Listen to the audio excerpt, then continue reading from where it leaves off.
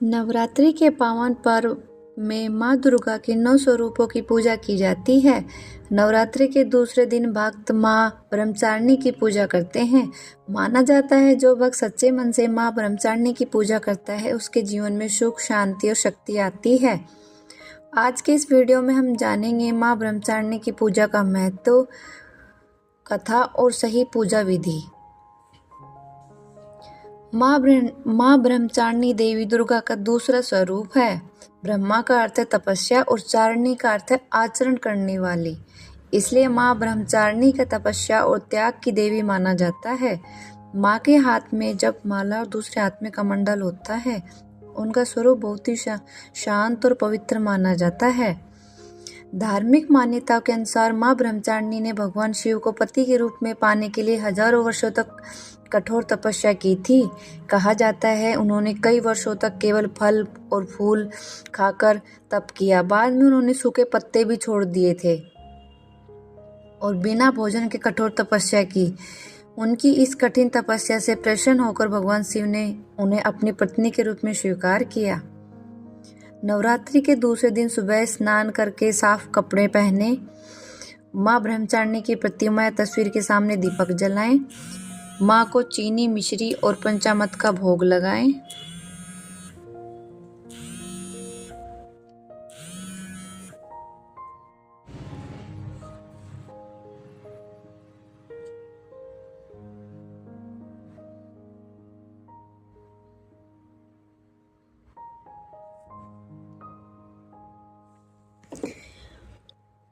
माँ को चीनी, मिश्री और पंचामृत का भोग लगाएं। इसके बाद माँ ब्रह्मचारिणी का मंत्र और आरती करें। माना जाता है कि माँ ब्रह्मचारिणी की पूजा करने से मन को शांति मिलती है, जीवन में धैर्य और शक्ति बढ़ती है, भक्तों की मनोकामना पूरी होती है। अगर आप भी माँ ब्रह्मचारिणी के सच्चे भक्त हैं तो कमेंट में जय माता दी जरूर लिखें और ऐसे ही भक्ति वीडियो देखने के लिए हमारे चैनल को सब्सक्राइब करना ना भूलें। नवरात्रि के दूसरे दिन माँ ब्रह्मचारिणी को समर्पित होता है, इसलिए आप ये 5 गलतियाँ कभी ना करें। नवरात्रि के दिन में घर में गंदगी या अशुद्धता नहीं रखनी चाहिए। पूजा करने से पहले घर को मंदिर और साफ कर लेना चाहिए। इस दिन लहसुन और प्याज का सेवन नहीं करना चाहिए। व्रत के समय या पूजा के बाद तत्काल भोजन नहीं करना चाहिए। नवरात्रि के दिन किसी का अपमान या झगड़ा नहीं करना चाहिए, इससे पूजा का फल कम होता है। और पूजा के समय सात्विक भोजन करना शुभ माना जाता है।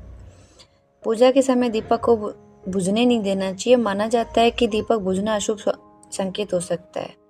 नवरात्रि के दूसरे दिन माता रानी की पूजा अधूरी नहीं छोड़नी चाहिए। पूजा श्रद्धा से और सच्चे मन से करनी चाहिए। अगर आप भी माँ ब्रह्मचारिणी के सच्चे भक्त हैं तो कमेंट में जय माता दी जरूर लिखें और ऐसे ही भक्ति वीडियो देखने के लिए भक्ति अमृतवाणी चैनल को सब्सक्राइब करना ना भूलें। जय माता दी।